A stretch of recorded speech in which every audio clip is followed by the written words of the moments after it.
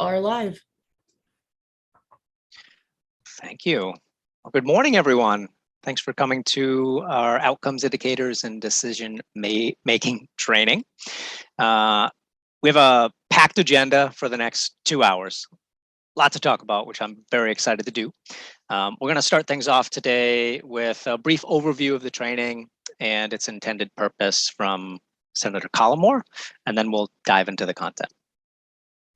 Thank you very much, Justin. And again, on behalf of my committee, I'd like to welcome everyone into the training session, which is being hosted by the Agency of Administration. And on behalf of what we call GAC, the Government Accountability Committee, I'd like to thank you for taking time out today to find out more about results-based accountability and how it could help inform legislation in the upcoming session. I'm Senator Brian Collmore. I represent the Rutland District, and we'd like to have each of our committee members introduce themselves.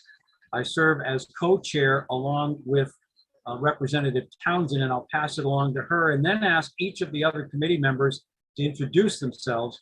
And just to put some order to it, I would ask after co-chair Townsend, the other House members introduce themselves, and then the other Senate members. And finally, we have as well Justin Kenny, who's the state's Chief Performance Officer. And we're also very pleased to have with us Drew Resley from the Agency of Human Services, who is the Director of Performance Improvement with the agency. And she and Justin will be handling the program today. So Representative Townsend. Thank you, Senator Collmore. Good morning, everyone. Thank you so much for attending this session. A special thanks to Justin and to Drew for all the work they've put into the presentations, which they'll be working us through. I'm one of the House reps from South Burlington, and I serve on House Appropriations, as well as being co-chair of this joint committee, Government Accountability. Moving on to fellow House colleagues. Okay, I'll start. I'm Jessica Brumstead from Shelburne, and on the Government Accountability Committee, so welcome. I'm Sarita Austin from Colchester. I serve on the Education Committee, and this is an area I'm extremely interested in terms of having data inform policy. Great. Hi, everybody. I'm Karen Dolan with the Government Accountability Committee. I am a representative from Essex Junction and also serve on the House Corrections and Institutions. And I'm not certain if there are any more reps on the Zoom from GAC.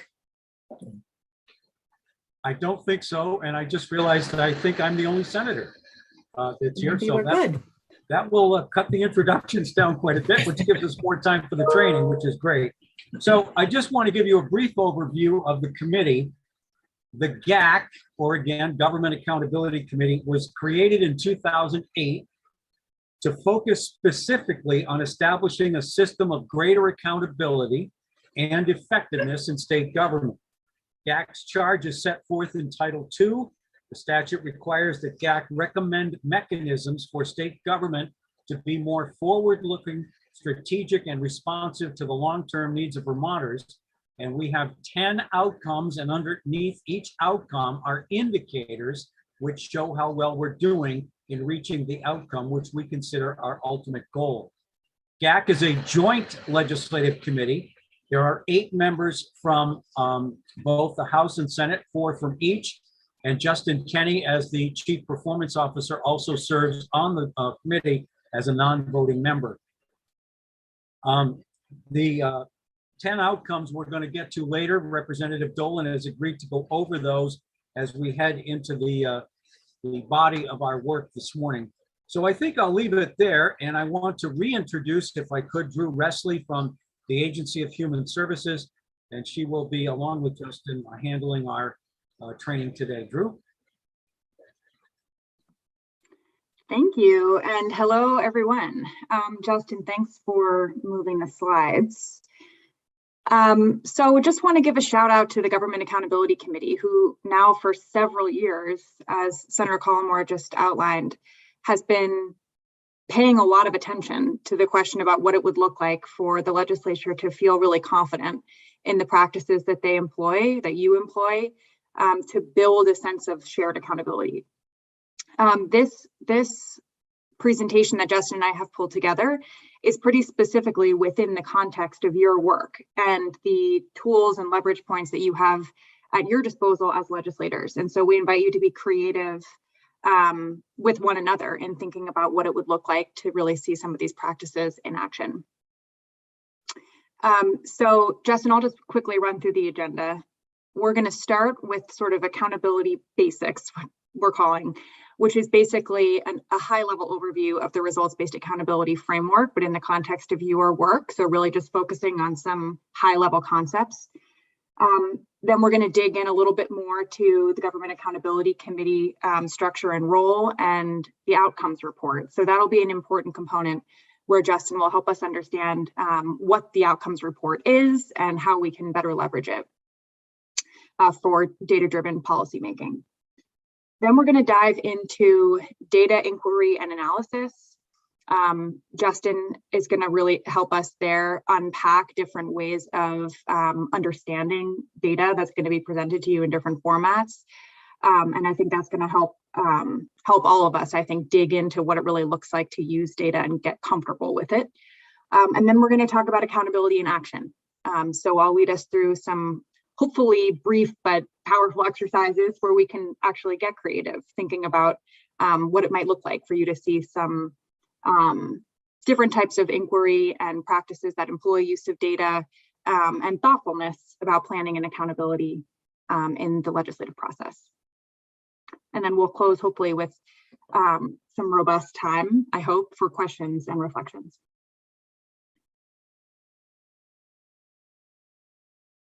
Okay, so jumping right in. I know that some of you are already familiar with results-based accountability, and so this may be a primer for some of you, and for others, this may be the first time you're thinking about some of these concepts. I'll just emphasize that I'm going to dive sort of right in to practical application, and we can always have more discussion in other contexts about the results-based accountability framework as a whole. But so how do we think about government accountability in this context? We are thinking about it really in relation to three major arenas. How do we understand community conditions? So you are all in powerful positions to help shape policy and also focus Vermonters' attention on issues that are affecting the whole state or particular regions.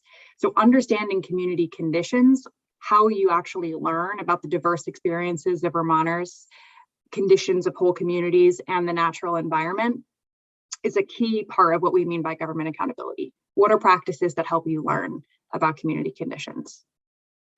Participating in shaping community conditions. So you're not only in a position to learn, but you're also in a position to shape. You pass policy that becomes law that's responsive to needs and supports equitable outcomes for Vermonters.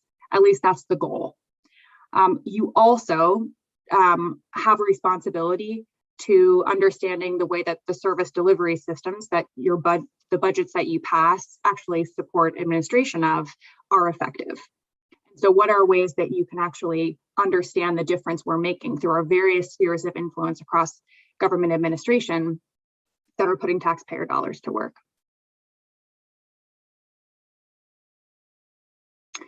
So when we talk about government accountability in those three spheres, we're also thinking about the experience of accountability, which kind of plays out at least these three different scales. These are not so much silos, these kind of categories, as they are they're not silos. We experience all three levels of accountability here, often at the same time. What we have found, especially Justin and I in the last couple of years working together, is that it's useful to distinguish when we're operating at different levels of accountability, because it shifts the questions that we ask and it shifts our understanding about whose activities, capabilities, and sense of responsibility is sort of holding the most power at any given moment to make a real have influence. So population accountability. When we talk about population accountability, we're thinking about the well-being of all Vermonters, or we're thinking about the well-being of all Vermonters who live in Lamoille County. There is not one organization, one actor, one policy that could take responsibility for the well-being of everyone in a particular area. Population accountability refers to the collective responsibility that we all share for making a difference at a whole population level. So we spend a lot of time talking about population indicators in the Government Accountability Committee, and we're going to talk about that in a slide or two. But this is a way for us to measure the extent to which all people in Vermont or all people in Lamoille County are thriving. Again, I'll just reiterate that population accountability pays particular attention to our understanding of all the partners with a role to play in making a difference there.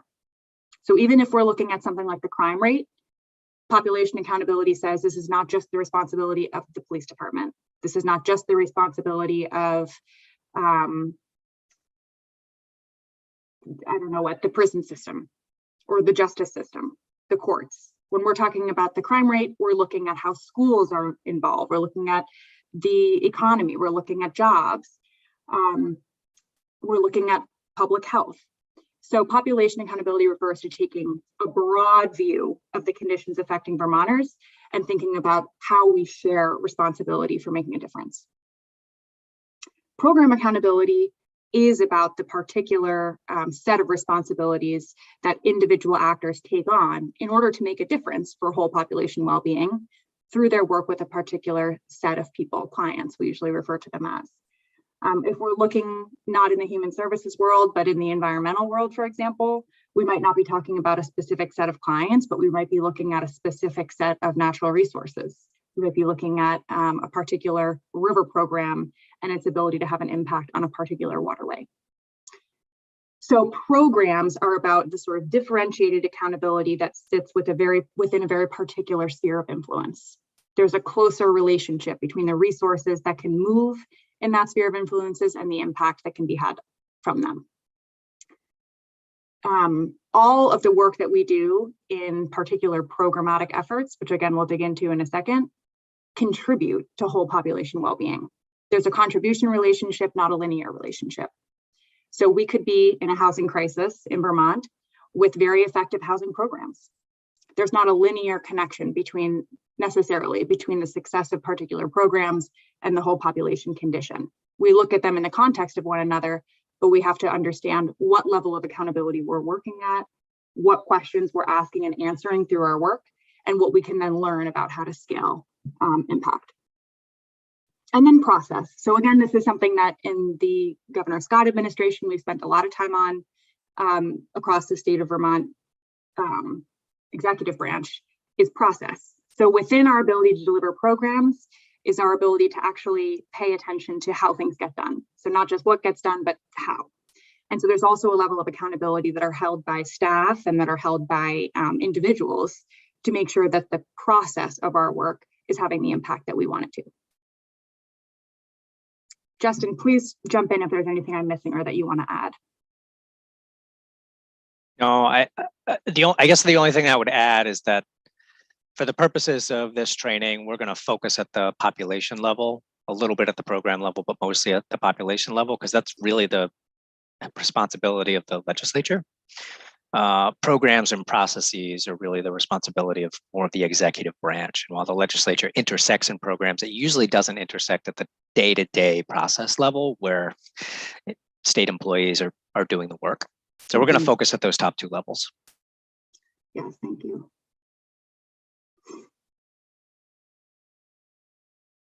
Okay, so digging into population accountability, there are two sort of major concepts here that are worth teasing out. And the first of these are outcomes. So what are the ends that all of our work is oriented towards? What are the conditions of well-being that we actually want for all the people who are living in Vermont, or again, all the people living in Lamoille County? Examples of outcomes are Vermonters are healthy. Vermont is a safe place to live. There's really no mystery around outcomes. They are statements of well-being that act kind of like a vision. They help create common ground, and they help us understand what ultimately we're working to aspire toward. Pretty difficult to say Vermonters are healthy now, right? So these statements are a little bit utopian, and they're something that we strive toward. Indicators are the actual measures that help us understand the extent to which we're making progress towards those outcomes. And so you see indicators on the right on the screen here. Examples include percent of adults 20 years of age and older who are obese. That's an indicator that helps us understand one facet of the extent to which Vermonters are healthy. And percent of people vaccinated for COVID-19 by race and by age. Another indicator or set of indicators that help us understand the extent to which Vermonters are healthy. I will note here, importantly, that indicators are not sort of neutral.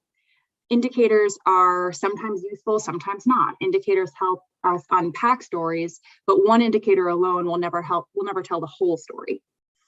Similarly, if we're looking for equitable outcomes, we need to understand the very different experiences that Vermonters are having.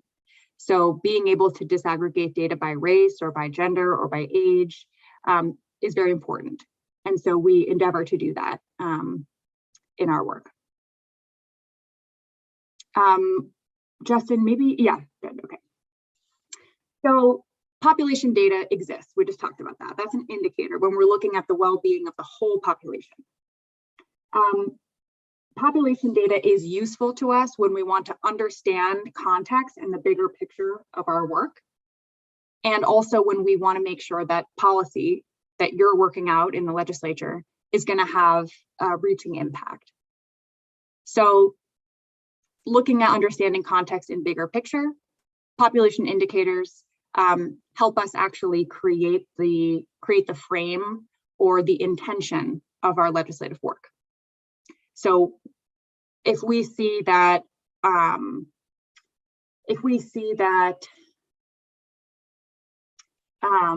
well, okay, maybe I don't want to confuse myself with examples, but the point here is that when we're working out policy change in a particular bill, we should ask the question, what is the impact of this policy change going to be on the whole population? Or what is the problem that we're trying to solve? How can we measure it, and how has it been changing over time? Looking at those particular population indicators begs another set of questions, which has to do with the root causes and forces operating behind the data. So if we looked at the measure that was on the other slide about percent of Vermonters who are vaccinated for COVID-19 by race and by age, we could ask a whole host of questions about why older Vermonters or younger Vermonters are getting vaccinated at a higher rate, or BIPOC Vermonters versus white Vermonters. Understanding root causes and forces operating behind the data helps us to break down myths, assumptions, and opinions. Using population data at all helps us focus our attention on observable patterns rather than just anecdotes that may be one-off and that may not actually help us understand what the potential impact of our work is. And certainly when we're trying to assess the impact that we want to have, identifying population data and indicator trends that could change as a result of our work over time is extremely helpful. And we're going to talk about that a lot more towards the end of this presentation, what it actually looks like or practices that can help us do that. But identifying population indicator trends is a way of saying, this is where we are now, and by passing this policy, we hope to see over time this trend increase or this trend decrease. It allows us to focus our learning over time. I think that's probably the most important thing to say about that. I guess I'll note while the slide is up that the legislature is responsible for obviously a whole host of strategies that can help make a real and lasting difference for Vermonters, but it's not the only arena in which change is being ideated and decisions are being made to implement. There are a whole host of other arenas in communities or even at the statewide level where people are making decisions, finding resources, and actively making changes in their communities. You will only ever really be able to understand the impact of legislation when in relation to some of these other strategies that are playing out. And so over time, if we can do a better and better job at aligning our use of population indicator data, we may actually be able to see how a whole variety of different strategies are contributing to improving one trend line. And this is the backdrop for a lot of our work in trying to make population indicator data more accessible to communities, in addition to the legislature. Performance accountability. So the two major concepts associated with performance accountability are programs and performance measures. Programs include, basically, program is just a way of describing a set of activities with a common goal. And so that could look like a law that is passed through the legislature. It could look like a whole program that's resourced at the Department of Health. It could look like a grassroots effort in Rutland to destigmatize youth agency cards. So a program can look like anything, but the point is that we can say, this is the intent of our work, this is our sphere of influence, and this is what we're seeking to impact. Performance measures help us learn the extent to which we did make impact, and they also help us describe the work. So there are three ways of measuring performance of a program. How much did we do? So that's measuring quantity. How well did we do it? Measuring quality. And is anyone better off, or did we make a difference? Measuring impact.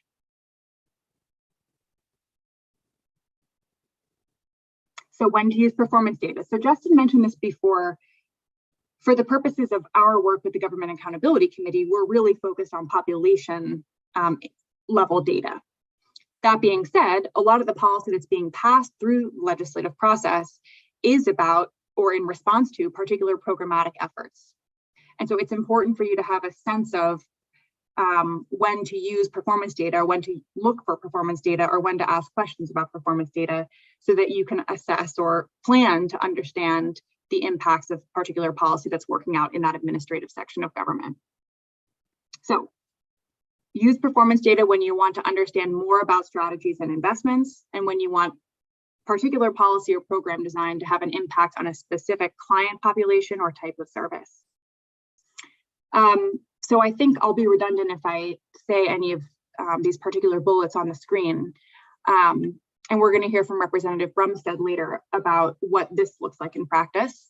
But I think the most important thing to say here is that you are blessed with relationships with experts, subject matter experts from across programmatic areas in the state of Vermont, who are coming to testify about their activities and their programs. And your sense of confidence asking about performance measures, like how much are you doing, how well are you doing it, is anyone better off, can open up much more insight than you might otherwise receive, and can help you interact with the different mechanisms that work behind the actual program and its impact.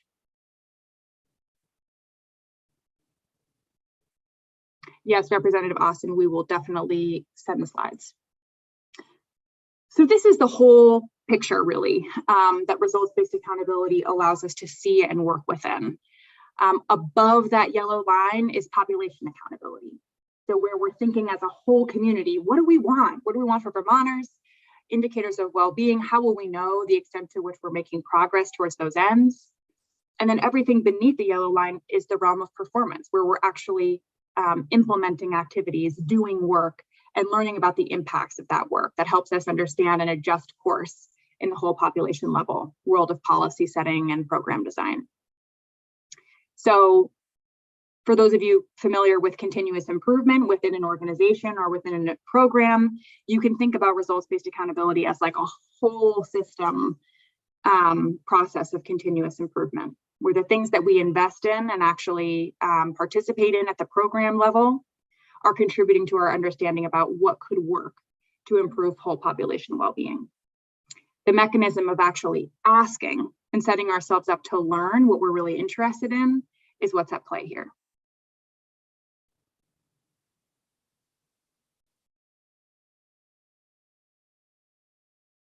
Excellent. Thank you, Drew. Any quick questions for Drew before we move on and do a deeper dive into GAC as well as the outcomes report?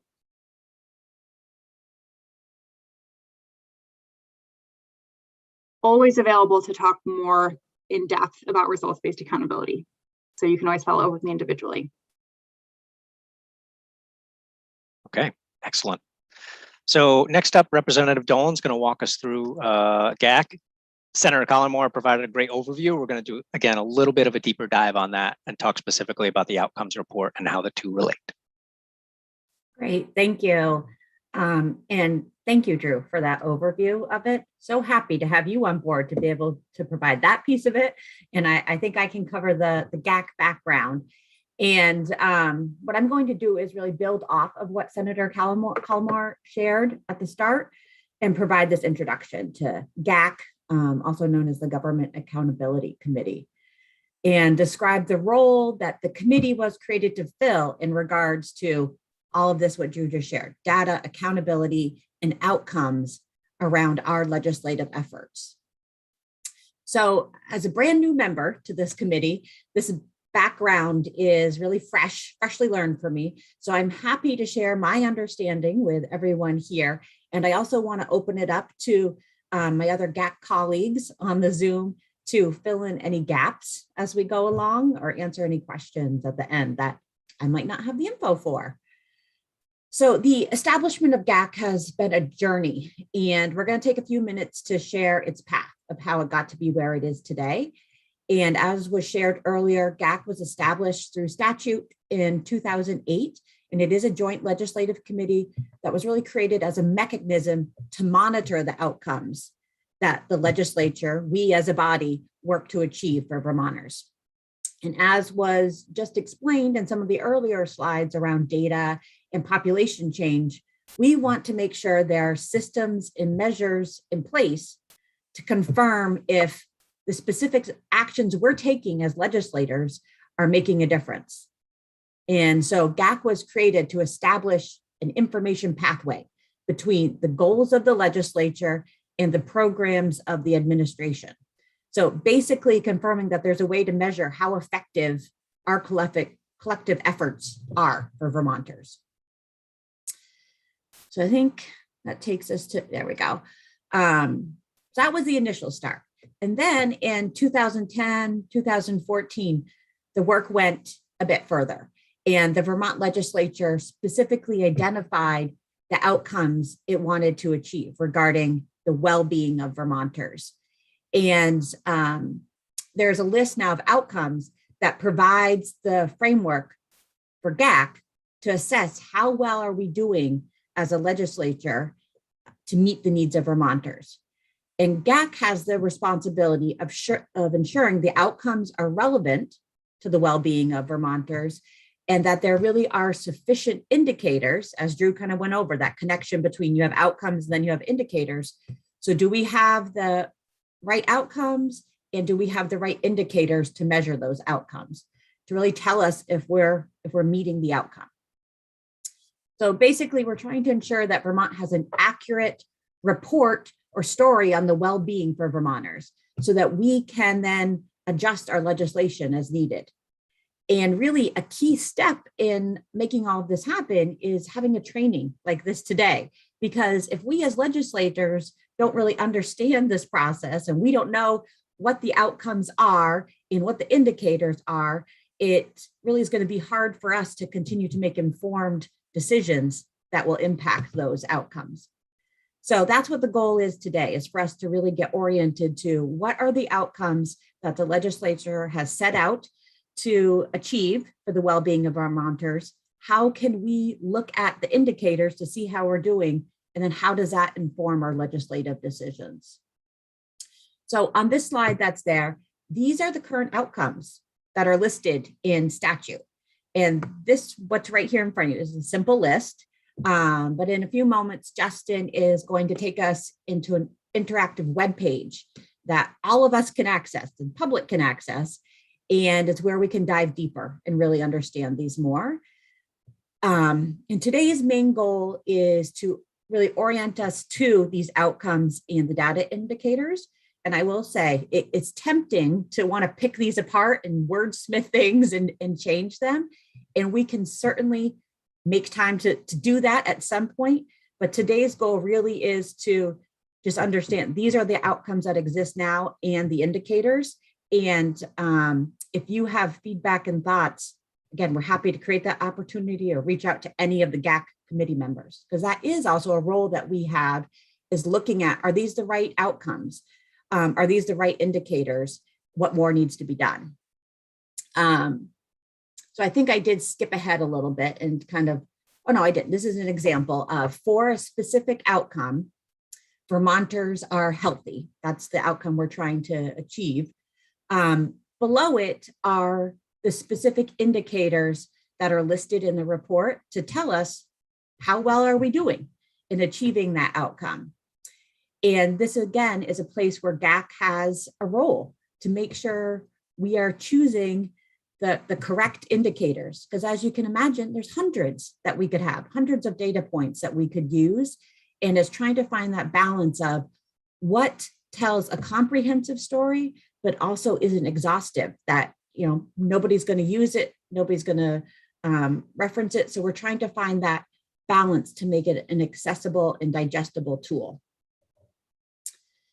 And then I think if we go to the next slide, while we're trying to create that balance and not, you know, make too short of a list or too long of a list, there are certainly areas where we want to make sure are included in the data points, and specifically around vulnerable Vermonters. We want to make sure that they really are included in it. So this is why in the last biennium, Act 166 was signed into law to specifically ensure that the outcomes report was demonstrating the quality of life for Vermonters who are Black, Indigenous, or people of color. And so GAC's work in the past year has really focused on Act 166 and making recommendations to update the report in those areas. And again, we're happy to answer questions on that and give you an update of where that work is at. And I would just ask us to first prioritize really getting comfortable with the report and understanding that before we kind of really dive deep into picking the different pieces of it apart. I hope that's helpful. That's where we're at. I'm really glad folks are here, because I know when I first started on this committee, I realized like, oh, I didn't understand this. I didn't know that these outcomes existed and there was this data source, and find that it's really helpful to inform decisions going forward. So thanks for being here at the training. Thank you, Representative Dolan. That was great. Good overview of GAC as well as the outcomes report and the current work to improve some of the indicators therein. So what we wanted to do now is basically give a demo of the outcomes report. So Representative Dolan mentioned that there is a webpage where this lives. We have to provide this, the Agency of Administration provides this to the legislature annually. And so this was just updated in late September, early October. And we typically provide it as a PDF, but the better way to see the data is in this interactive dashboard using something called a scorecard. So the link to this, we can pop this in chat. It's also on the GAC committee page if you wanted to get to it from there. But the way that this is laid out is that each outcome is listed separately, and I'm going to scroll back. So there's a little scroll bar here at the top that you can use to collapse and expand any of the outcomes as well as the indicators as you go along. So this is broken up into the outcomes that Representative Dolan had mentioned. All 10 of them are here. And for any particular outcome, when you expand that out, you can see the different indicators that live within. So you'll see that there's an O on the left here. That stands for outcome, and then the I stands for a particular indicator. At a high level, you will see the most current year of data or cycle of data.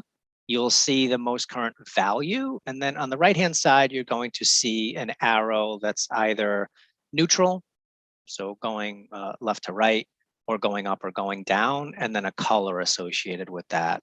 And then the number of years that that trend has continued. So for this particular one at the top here, and I will zoom in a little bit just to make this bigger for folks. So you'll see that there is a down arrow that is red. Red would indicate that this is the trend line that's going in a negative direction. And that has been happening for 2 cycles, as opposed to something like this one, which has a green arrow. And in this case, it's going up. That's a positive trend for 2 cycles. So that's just basic typology here and symbology of what's happening at this high level. If you want to see the data that is within that indicator itself and all the years that it has been collected, you would expand on that indicator by clicking the plus button. And the zoom doesn't work there. There we go. That's a little bit better. You will often see the data source that's associated with it, the trend line over time. So this particular data set started in 2015 and goes through 2020.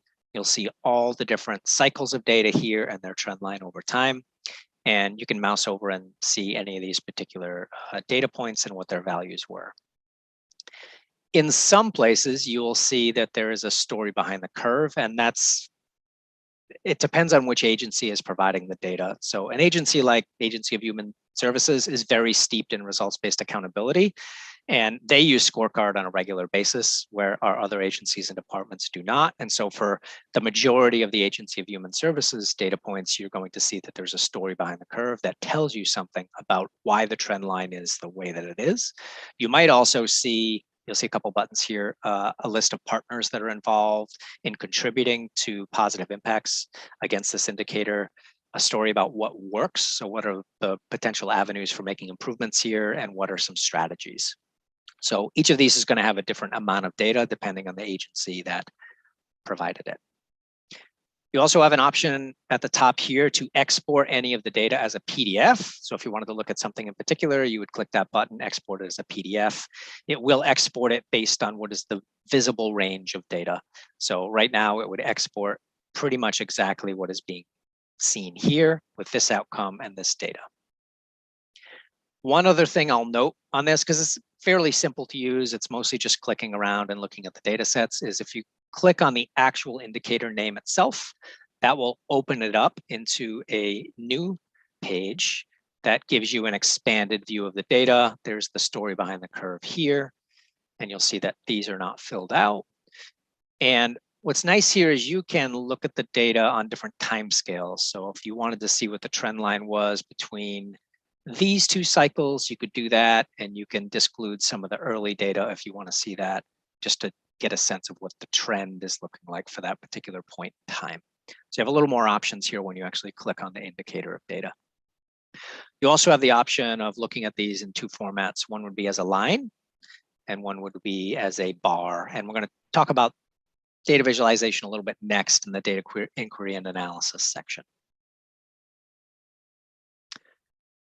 Another point that I will make is that you're going to notice that there's some time periods that are further back in the past. Every data set is a little bit different in terms of the frequency of that data and the reliability of that data. There's certain data sets that we rely on from the federal government, and those might not get run on an annual cycle. It might be every 3 years or every 5 years we actually get that data set. In some cases, because of the COVID pandemic, data has not actually been collected or released, and so we don't have that newest set of data. So that's just a caveat to be thinking about when you're looking at this and you say, oh, that last data set was 2018. There's probably a very good, valid reason for why 2018 might be the last data point that we have in the system. And we're always working with our agencies and departments to get the newest data possible, even after the report has been released, because we always want it to be as up to date as possible. If you want to see all the data, again, with the scroll bar, you can keep going. It will load all of the data, and you'll see every single aspect of all these different trend lines. And again, this is what we typically provide as a PDF report to GAC, is a snapshot of all this data. One of the things that we've been talking about in GAP, just to bring this up, is that there's a lot of data here. Again, it's all at that population indicator level. And it is specifically the things that were codified within the Act 186 outcomes bill as it's been amended over time. But there's a lot of other data sets in state government that might not be included here, just to mention that. So AHS has community profiles and Instant Atlas where there's a bunch of data. AOT has data. ANR has data. You're probably going to find data in a lot of different locations. One of the things we've been talking about is there a way for us to somehow centralize some of this data so that it's much more easy for people to find it when they want it? Because it does feel a little bit disparate right now. But in terms of one central place where you can get the indicator level data, this would certainly be it.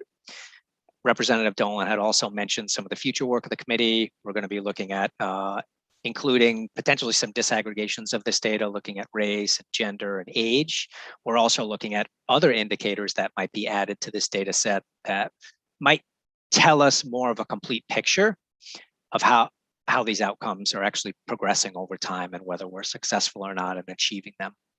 So we've been having some conversations about that for a while now. And that's the biggest question is, are these the right indicators to tell us something about these outcomes? And the fact of the matter is that conditions of Vermonters change over time, and the way that we measure things like the health of Vermonters change over time as we learn more, as science advances, as technology advances. So it's not like we set these indicators and they're set for 10 years. We constantly have to come back to them to say, are these still the right indicators, or do we need to make some adjustments to that? And I see there's a question from Representative Peterson. Go ahead. Yes, thank you. Concerning your data collection, how do you get, how was health data collected for individuals in this state? That would probably be, well, I don't know if you could answer that, Drew, from the AHS perspective. I imagine it's collected in a variety of different ways from a variety of different systems. But if you have any response to that, Drew, it'd be helpful. Yeah, I mean, I think you just answered it, Justin. I think there are lots of different data sources that each have their own data collection methodology, and some of those are survey based, depending on what the data is. Some of it's program data, so it comes directly from clients who are participating and are sharing information with the state that they can use to then see if they can identify patterns. So there's a wide variety of different methodologies for data collection. And as Justin mentioned, as you're scrolling through the report, you'll see a data source listed. And you can always do a little bit more digging if there's not information right in the scorecard, which often there is about methodology. You could Google that or go to the Department of Health website, and you can learn a lot more about the different data sources there. I don't know, Justin, if you can scroll down for a second. Yeah, so notes on methodology right there. So the Department of Health is particularly good at doing this. The notes on methodology section will tell you at least high level information about how the data is collected. But my consultation with my doctor is private, correct? Oh, I mean, yeah. You're not getting data from my health records. No. So all of this is analyzed data, and so none of it can be traced back to an individual. Okay, so this is voluntary data, I assume, given by people to whatever, surveyors out there to gather data. Is that what I'm understanding? Yeah, that would be one data, that would be one methodology. But I think to your point, it is true that none of the data included here, all of the data here is at too high of a level to trace back to an individual. And if there was data included in here that was programmatic, for example, that somebody could, that the data steward who manages the data set would have access to, a particular person's name associated with information. None of that would be available through this tool. That's all highly protected information that the state manages. As long as people's privacy is protected. Oh, yeah. Thank you. Yep. Yeah, and I'll say on many different data sets, there's a number of different policies in place to suppress data when we're talking about specific populations that are small, so that, let's say you had one individual in a particular town or a particular county based on the demographics would be easily traced and we would know who that person is.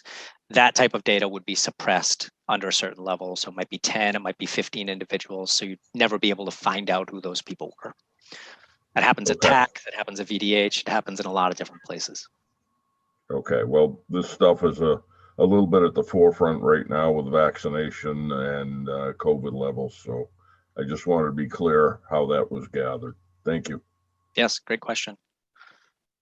Representative Austin, you had a question as well or a comment? Yes, no, a question. I'm just wondering if there is some way to get a context of this data with other states that might share some of the same profiles as Vermont, so we could look at maybe what other states, other indicators, what other states are doing. So we could, use that to get ideas about, how to improve our delivery. I'm just wondering if you look at other states that are similar to Vermont, for data. Yeah, and I think that happens probably more at an agency, department, or programmatic level. There are some indicators and data points that I track that are not in the outcomes report where we do that. So we will compare Vermont to a number of other states, typically the New England region, but also sometimes the rest of the country. We do the same thing in some cases where we're looking at county level data where we might compare Chittenden County to the rest of the state, because Chittenden County's data is often very, very different from the rest of the county data in the state. So that happens on kind of a case by case basis. And I know that it's happening more at a programmatic level and a department and agency level, but currently not necessarily represented in the outcomes report. But that's a good point for us to be thinking about in the future, whether or not we would include some of that data, assuming it was easy to access and get. Right. Thank you. Yeah. Any other comments from GAC or Drew on that?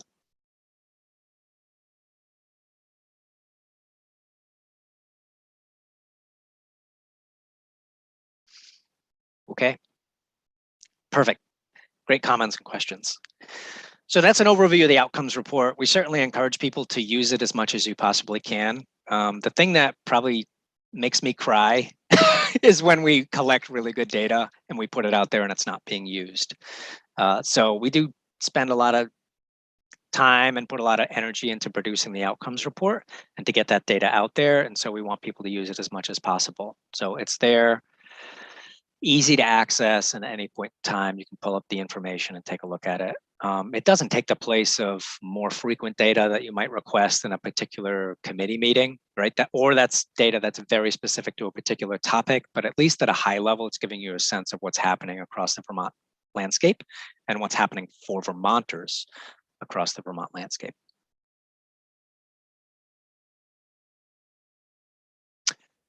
So that's the outcomes report. Again, Drew, thank you for putting the link into the chat. We can also send it out after the fact, and it's on the GAC committee page if you wanted to get to it from there. So moving on in our agenda, we're going to start talking about data inquiry and analysis. So we're going to shift gears a little bit. We're going to start out with a very high level, like why is it important to collect data? Drew had provided an overview of accountability basics, which I think got at this in many different respects, but we're going to dive a little bit deeper on that. And we're also going to talk about what are the types of things that you might look for in a particular data set. So if someone's coming to you, they're giving testimony and they're showing a chart or graph or giving you a number, like what are some critical questions that you might ask and things that you might be looking for? Data can sometimes be messy. It can sometimes deceive you. It can sometimes not tell you an accurate or complete picture of what's actually going on. So we're going to talk about all of that in the next section. So again, starting out with why data, I like this analogy of a car. So if you're driving your car down the road, you have data that is in front of you at all times. Either it's sensory data from the things that you're seeing as you're looking in your rear view mirror, your side view mirror, or up ahead or behind or within the car, or your kids that are yelling for snacks in the back, which happens to me on a regular basis, right? All these stimuli. And then we have a lot of data that's right in front of us in terms of the dashboard of the car. And as technology advances, the dashboards of these cars get more and more and more advanced, and there's just more and more data that is in front of us. If you look at a car from the 50s versus a car today, wow, the amount of data that is there that's supposedly helping you drive your car and get where you want to go and know if there's an issue has become somewhat overwhelming in some of these vehicles. So as we're driving a car, we get a couple questions, right? How do you know when to slow down or speed up? How do we know if we're going to get pulled over? We've got the visual stimuli of the speed limit, but we also have a speedometer on our car that is telling us how fast we're going. So that's one place where we have data. How do we know when to get gas? Well, we have a gas gauge, but we also have an indicator light that's blinking at us that'll say, hey, you're getting close to empty. You might want to put some gas in the car. And then now we even have a range on the car that will tell us how long we can drive until we run out of gas. How do you know when your next service is due? Well, usually there's a little sticker in the top that tells you when your oil change is due that the mechanics might put in there. But in some cars now, there's also an indicator light that comes on and flashes, and it's super annoying, that tells you you need to change your oil. And it blinks when it's getting close, and then it's solid when you absolutely need to do it. And then, of course, how do you know when something's wrong with your car? We can sometimes use it by sight, sound, sometimes smell as well. But also we have a check engine light that might tell us what's going on in our car, or give us at least an indication of something wrong, or tire pressure light, whatever it might be. So when we're driving a car, we got data all around us. And it's no different than if we're running a program or setting policy or looking at the conditions of our monitors, that there is data all around us. And that data is helpful to us to provide some context and to help us understand where the problems are, to what scale those problems exist and what the impact is, and whether or not we need to take an action to do something about it. So data, critically important at all different scales, whether it's qualitative data or quantitative data, to provide that high level context. If I were to say to you, we have a number of people that are complaining, we have customers that are unsatisfied or clients that are unsatisfied.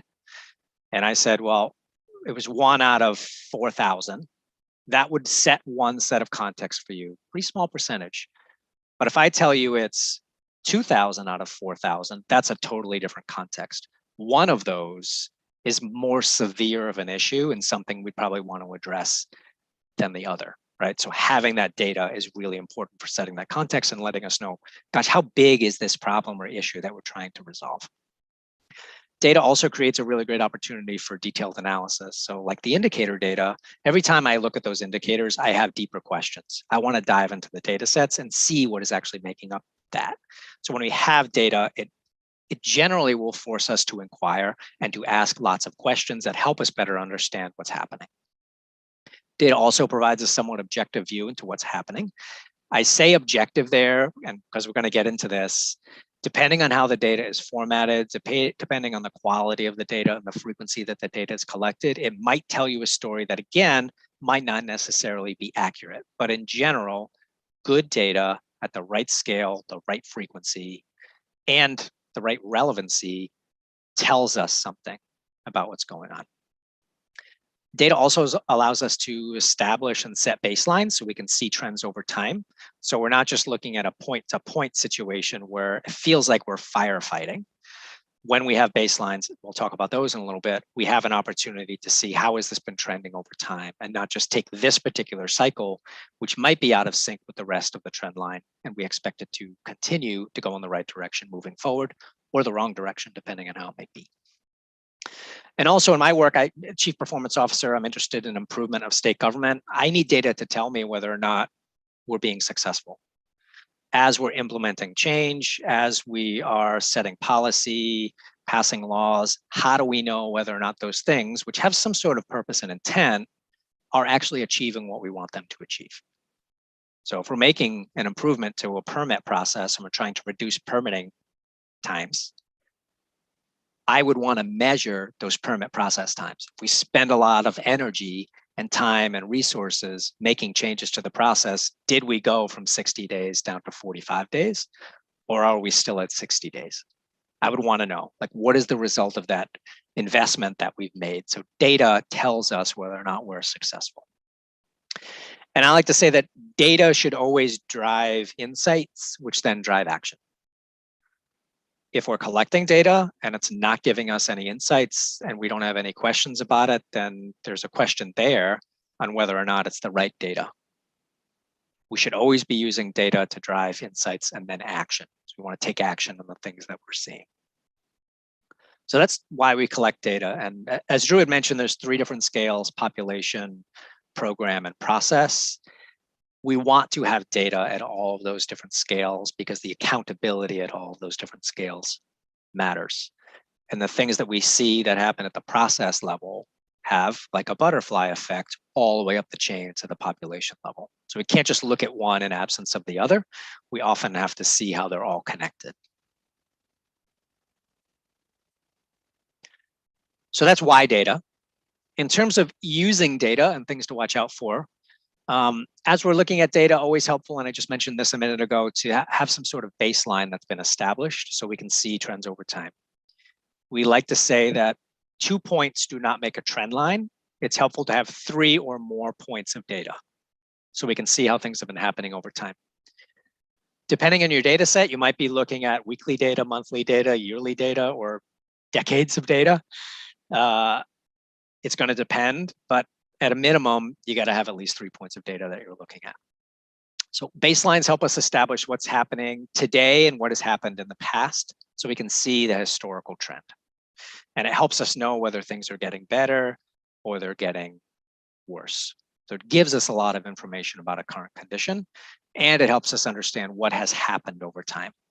And of course, we're going to look at some trend lines in a little bit here, but as you're looking at a historical trend line, you're going to have questions that might be like, well, what happened here 10 years ago that caused this dip to occur? Maybe it was a recession, maybe it was something else. But we always want to have some sort of historical knowledge associated with those trend lines as well that tell us what happened there, because we don't necessarily always know just by looking at the data itself. And we see those issues in terms of state government with a lot of the turnover that we're having now. We might have data on what happened, but we don't have the knowledge that's associated with what happened when somebody leaves. So we might be able to look back and say, we made this decision here. Do we have any record of why we made that decision? That would be a big question. We want to have some sort of record of that. So that's baselines.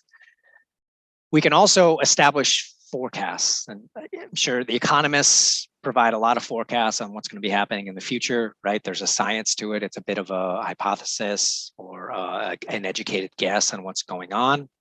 Forecasts help us predict what the future might be, and a lot of different methodologies for setting forecasts. But it is helpful, even if we're not using a particular methodology in our own practice, because we don't have experience with that, but just to look at a trend line and to think in our own heads, what might be happening next? What do we expect to occur in the next year or 2 years? It's a helpful question to ask so we can get a sense of that. And a critical question might be, if a trend line is going in the wrong direction, do we believe that it's going to continue to go in the wrong direction? And then a follow-up question is, are we going to do something about it or not? We've got priorities. That priority or that issue might not be the priority at that point in time. Maybe we've got other fires that we need to put out. So we always have to make decisions, but the data hopefully is helping us understand what decision we need to make. So this is an example of baselines and forecasts. So they tell a more complete story when we're using them together. So this would be the past, this is our current, and here's some potential prediction of the future. And there's that question. Maybe this trend line's going in the wrong direction. Up is bad. And we see, hey, here's a high level forecast and kind of a low level forecast, but we definitely expect that if we do nothing, the trend line's going to continue in this trend. Then we ask ourselves that question. Is this okay? Is this something we can wait to address? Or do we have to deal with it now? And the answer to that might be no.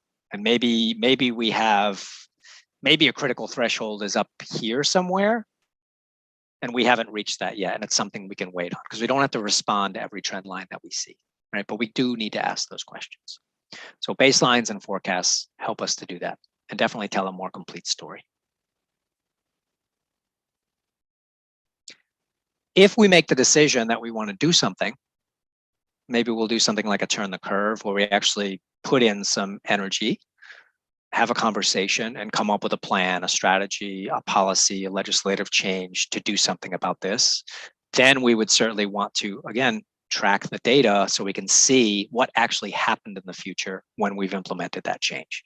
And that would be this black line here to here. So our new point, current condition, would be here as we move along in time. And great, we know we're successful because this trend line has gone down, and that's what we expected. If it went the other direction, what did we get wrong? What assumptions did we make? Maybe conditions changed over that period of time. Let's understand that so we can come back to the cycle, because it might be something that we still want to address. Drew, did you have an addition? Yeah, I just wanted to name that a lot of the trends that you'll be looking at are trends we've been looking at for years, like the poverty rate for children, for example. And I think it's valuable to assess strategies that you might choose to implement as a body against your sense of whether it will turn the curve, which is to say, make a measurable difference next year in the next reporting cycle, or maybe 5 reporting cycles from now. I think a lot of the work that you are invested in the legislature is long-term change. And so continuing to measure year after year and inquire and digging into some of the performance data that helps you understand the impact of particular strategies that you had a hand in shaping is key. But that smaller, the trend line that came up last on the screen represents sort of a point in time change, which is not necessarily going to be a reasonable expectation for all the different policy work that you're passing. So it's just a note of, it's a note of caution, I suppose, not to assume that changes we make will be measurable in the next reporting cycle, but holding ourselves to really sustain the learning process to assess over time what difference we're making. Great addition, Drew. Yeah, I would echo that. The learning process is super important, especially when we're looking at population level data and indicators, because those are extremely hard to change. Extremely hard. There's so many external factors that can impact any work that the legislature or the executive branch might do, like a pandemic, right? Doing work for years, a pandemic hits, wow, all the data goes the wrong direction. Like that kind of stuff happens. And so it's always helpful to be thinking about that it's a learning process. We're using the data to help us understand what's happening at this point in time and has happened in the past. And we're implementing strategies and policies and proposals and programs to have an impact there, but we might not see a change. We might not. Or, as Drew said, that change might occur in 5 years or 10 years, and it's not going to be instantaneous. Different than a process level change, where we might make a change in a process and we will see the impact of that almost instantly. Very different, that scale. Population level, much harder to move the trend lines at a population level scale. Thanks, Drew. So a couple of things to think about when we're using data. One of those is that there is some variation in data, and some of that is seasonal and some of that is natural. So what you are seeing here is a trend line that shows the total payout per weekly pay period or per biweekly pay period of state government employees. So you'll see that this goes up and up here. I'm going to zoom in a little bit here, right? That there's some, you can look at, this goes back all the way to 2014. And so this is a pay period, this is a pay period, this is a pay period, every dot is a pay period. You'll see that it goes up and down, up and down, up and down. And over time, cost of living increases, et cetera, right? The scale goes up. But you'll see that there, if you look at this data set, there is some seasonal variation that occurs. There's some natural variation that occurs at the end of a fiscal year and the beginning of a fiscal year. There's a bunch of stuff that happens that we would expect. So if we're looking at this trend line, we should expect that something like payroll is going to bounce up and down around an average on a regular basis. And the intent of looking at something like this is to say, when would we respond? Let's say this is not payroll, but it's another data set. When is the right time to respond and when is the wrong time to respond? So if we have a data set that has some sort of natural variation, we usually don't respond to the natural variation because we expect it to occur. But there are certain things like outliers, which you might see here, that come out of these red lines are what we call the upper and lower bounds. So everything within that is natural. The things that are outside of those bounds might cause us to scratch our heads and say, something is well outside ordinary here. Let's take a look at this. And let's say it's permit data. Maybe this green line is an average and we're trying to get 60 days to process a permit. We know that not every permit is going to be 60 and under if we're dealing with an average. So we might have some permits that are 75. We might have some permits that are 42. They're going to bounce around that average. And we don't need to respond every time one permit's a little bit over or one permit's a little bit under. But if we have a permit that's taking 250 days, let's say, to process, that would be something that we'd probably want to look into. What is the situation that's happening there? Be outside of the norm.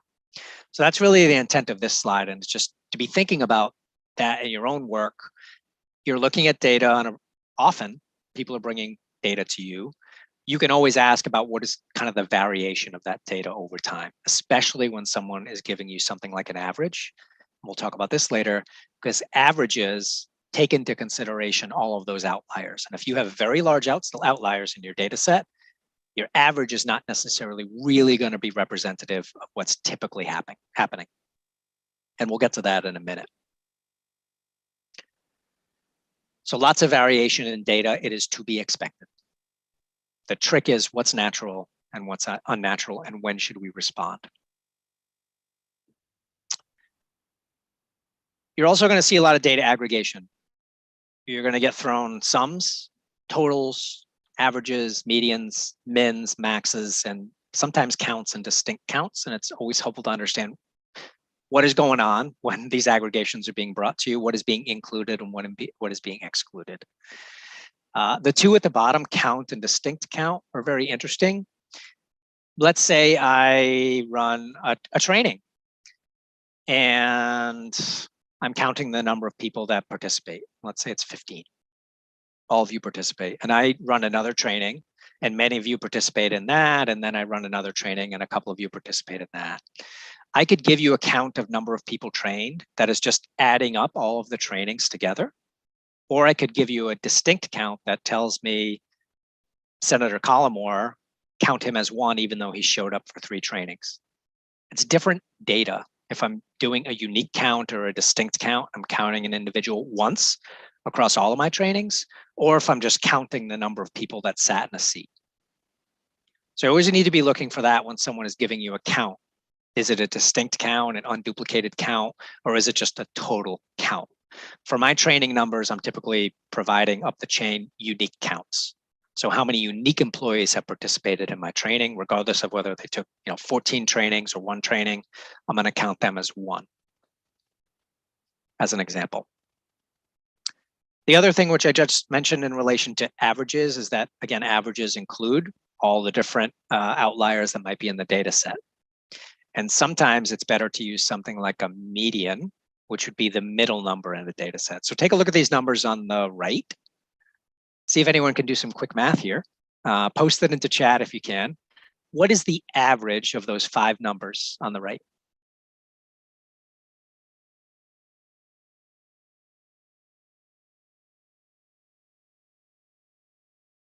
Ooh, Representative Peterson nailed it, 20.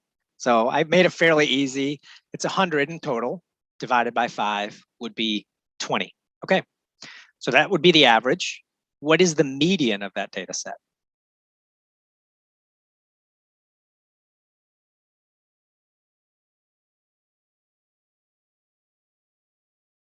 $10, absolutely. There's a difference between those two numbers, 10 versus 20, right? 20 is twice as large as 10.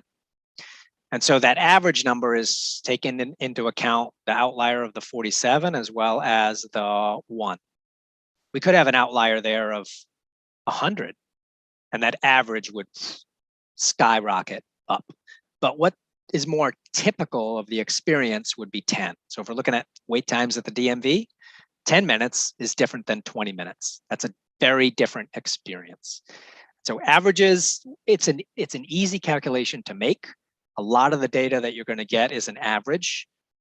Definitely question that, because it's helpful to understand the underlying data and what is being factored into that average and whether outliers are being included, because we always want to understand the more typical. If our averages and medians are close, then we're good, we can use an average. But if there's a big discrepancy between those two, we might want to have both. Here's the average of 20 minutes, but more likely it's something like 10.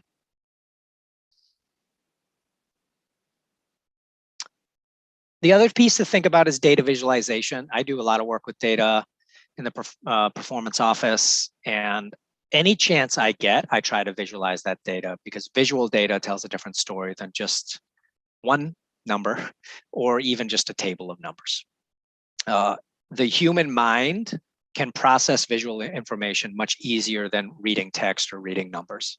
So I'll always try to visualize the data, and the visuals tell you a different story than just the numbers themselves. So what you're seeing on the right is something called the data source dozen. I love this set of visualizations. And what's happening here is that every single one of these visuals from a numbers perspective is the same. And so I'm gonna take a look here at this. So the average on the x-axis and the average on the y-axis in every single one of these is exactly the same. So if someone gave you an average, you get the same number. But when you visualize the data, this is what it looks like. Very, very different. Same thing with the standard deviation and the correlation. So statistically, these are all exactly the same. I would surmise that your approach to addressing these issues would be different depending on what visual you are looking at.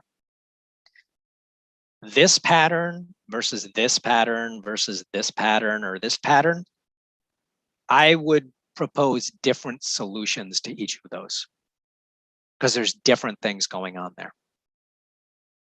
And again, even the underlying data says the same thing when you aggregate it, but when you look at the visual, the story is much different. So anytime I get an opportunity, I visualize data just to get a sense of what's going on. Even if it's just a simple bar chart or a line graph, I want to be able to see it because that's going to give me a more complete picture.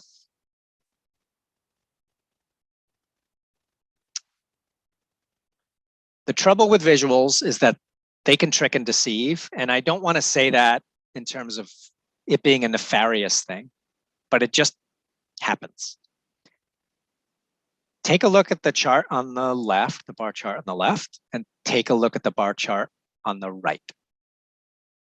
Do you, as you compare those two, do you get a different opinion of the one on the left than the one on the right? What does the one on the left show? You can chime in if you want or post in chat. If you were just looking at the one on the left, let's zoom in on that one. What's your sense of that? What's happening there? A lot of variation.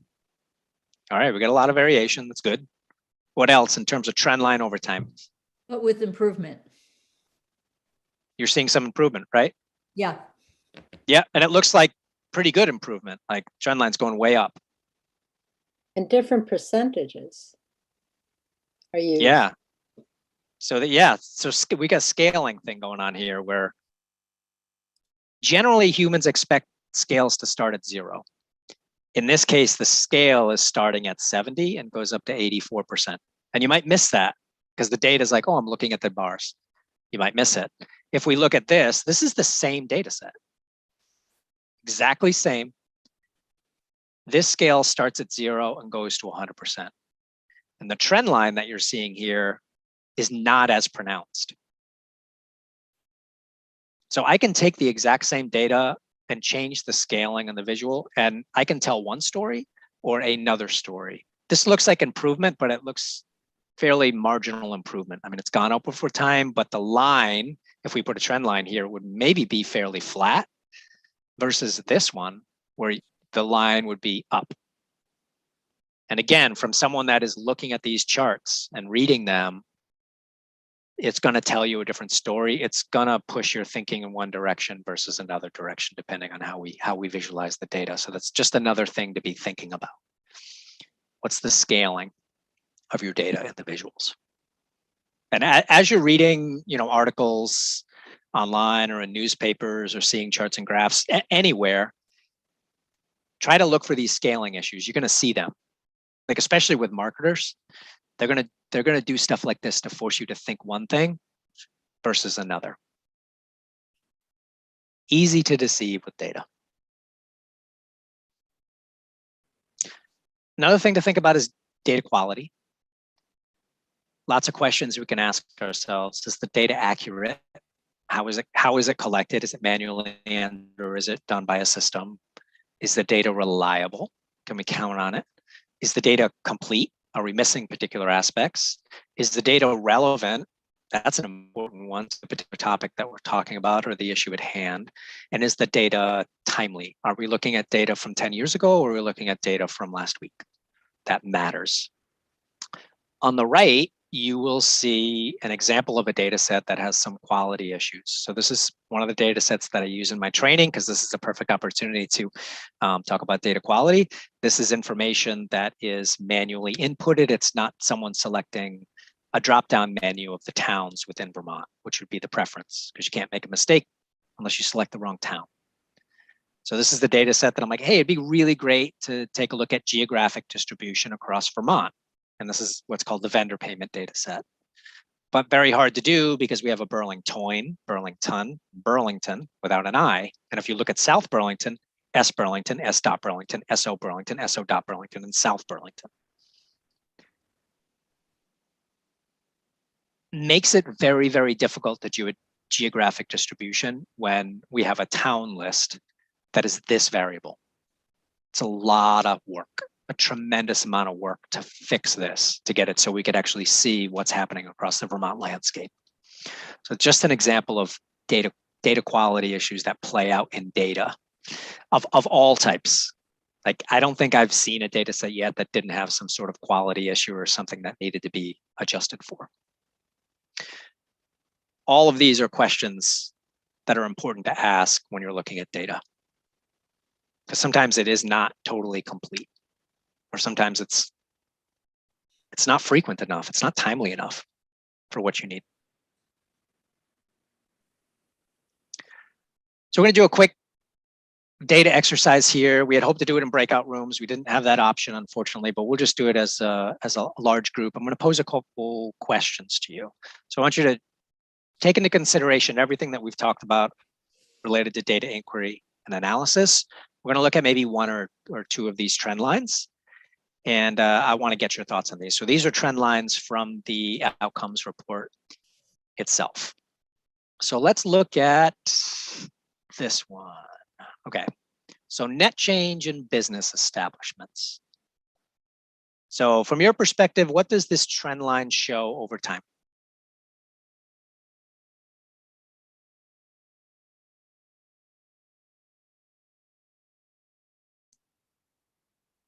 What do you see in this data? Growth of businesses in Vermont. Okay.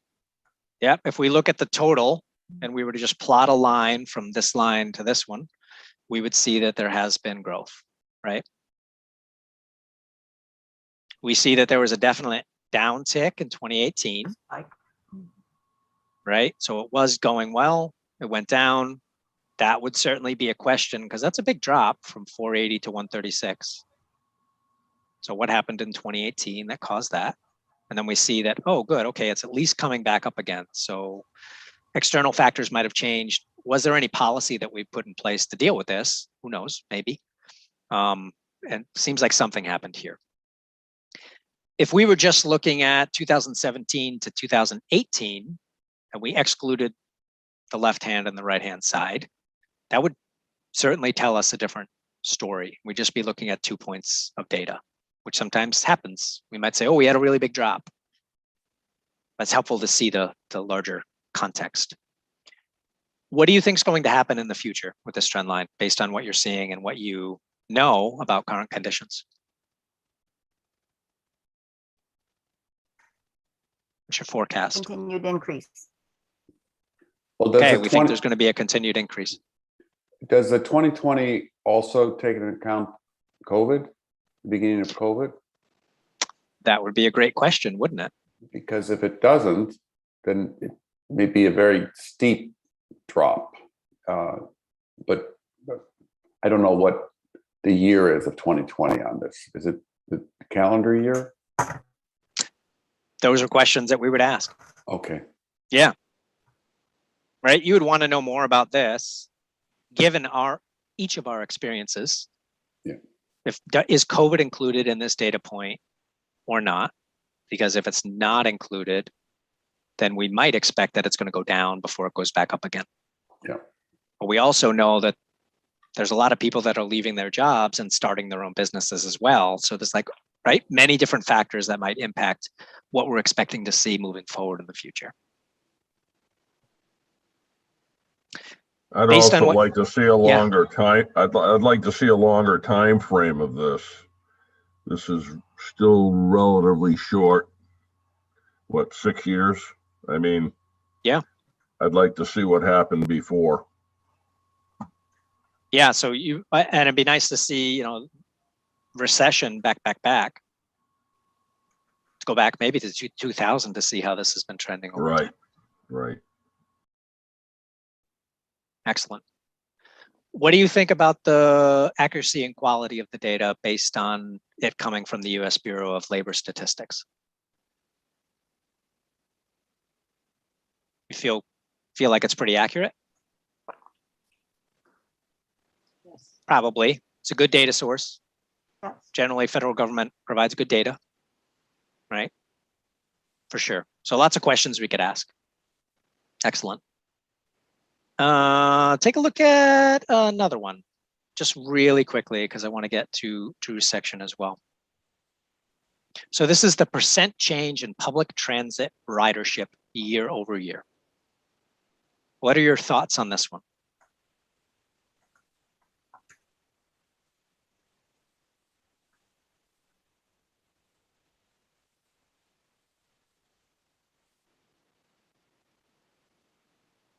Well, question I would have is what happened between 2019 and 2020? So this one includes COVID, Okay. right? Yep. So the change in ridership from 2019 to 2020, it dropped by 18.85%. This looks like I would it's wonder about total- the actual number of riders.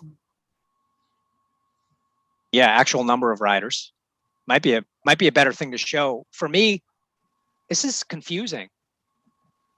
It's a hard number to wrap your brain around, a percent change. And the goal is 2%. So you would want to see 2% every year. But logically in your brain, you would expect that you'd want to see a trend line going up over time with 2% growth. But really, 2% flat is growth year over year. But it's like a lot of thinking has to happen to make sense of a chart like this.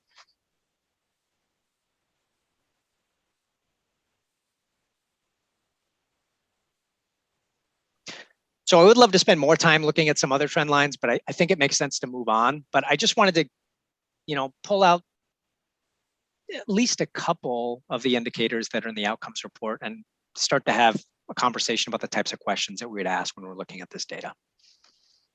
Many questions. Some of those might be very, very specific to the data set, but in general, there's some very broad questions we can ask about the trend lines themselves, what's included in the data, whether we believe the data is accurate, and also whether we can understand the data trend or if there's a better way to portray it, as well as the visualization itself, whether it's the right type of visualization for the data and whether it's telling us the right story.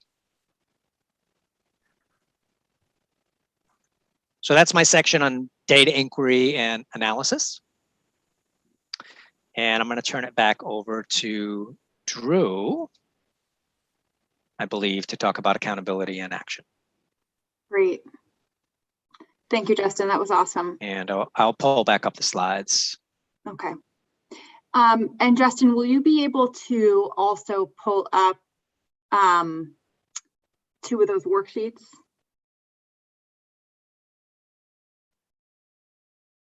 By any chance?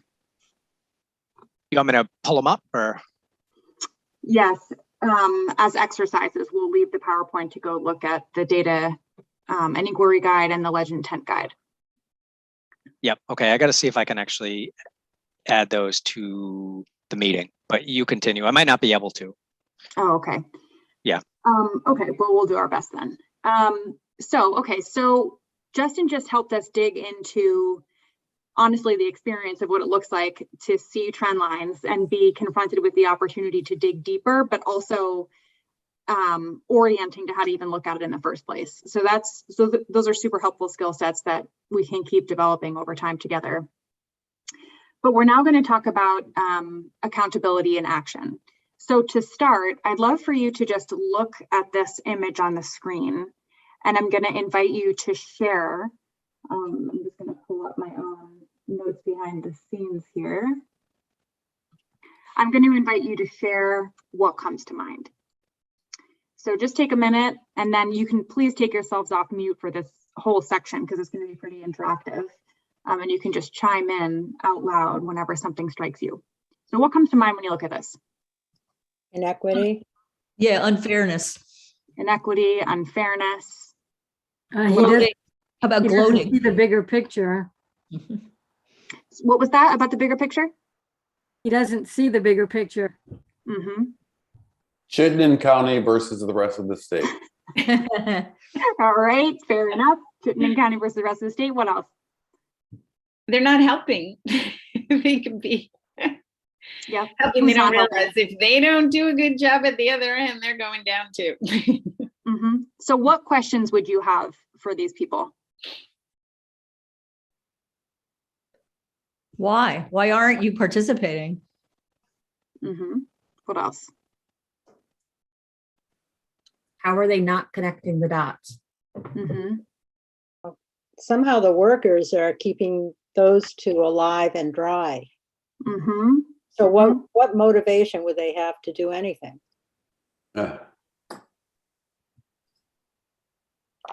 Maybe, So what is- maybe the two people bailing caused the problem, and the others are letting them bail themselves out. Interesting. It could So- be a leadership example. That sounds like a blame the victim kind of response here. Okay, so if we look at this, what do you think this has to do with accountability? They're all in it together. Mm-hmm. And Everyone's in it together. They all went out in the boat that had the hole in it. And so now it's up to all of them to try and come up with a way out of it. Mm-hmm.